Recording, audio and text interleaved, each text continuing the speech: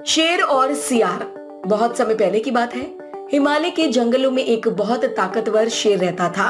एक दिन उसने बारहसिंगे का शिकार किया और खाने के बाद अपनी गुफा को लौटने लगा। अभी उसने चलना ही शुरू किया था कि एक सियार उसके सामने दंडवत करता हुआ उसके गुणगान करने लगा। उसे देख शेर ने पूछा, अरे तुम ये क्या कर रहे हो? हे जंगल के राजा, मैं आपका सेवक बनकर अपना जीवन धन्य करना चाहता हूँ। कृपया मुझे अपनी शरण में ले लीजिए और अपनी सेवा करने का अवसर प्रदान कीजिए। सियार बोला। शेर जानता था कि सियार का असल मकसद उसके द्वारा छोड़ा गया शिकार खाना है, पर उसने सोचा कि चलो उसके साथ रहने में मेरा क्या जाता है, नहीं कुछ तो छोटे मोटे काम ही कर दिया करेगा। और उसने सियार को अपने साथ रहने की अनुमति दे दी। उस दिन के बाद से जब भी शेर शिकार करता, सियार भी भरपेट भोजन करता।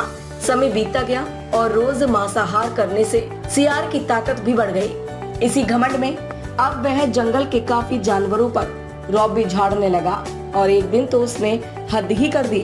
उसने शेर से कहा, आज तुम आराम करो, शिकार मैं करूंगा और तुम मेरा छोड़ा हुआ मांस खाओगे।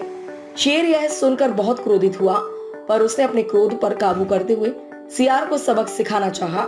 शेर बोला, यह तो बड़ी अच्छी बात है, आज मुझे भैंसा खाने का मन है, तुम उसी का शिकार करो। सियार तुरंत भैंसों के झुंड की तरफ निकल पड़ा और दौड़ते हुए एक बड़े से भैंसे पर झपटा। भैंसा सतर्क था, उसने तुरंत अपनी सींग घुमाई और सियार को दूर झटक दिया।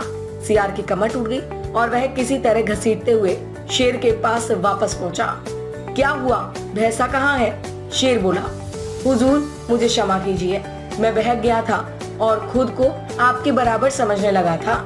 सियार गिड़गिड़ाते हुए बोला, धुर्त, तेरे जैसे एहसान फरामोश का यही हस्र होता है।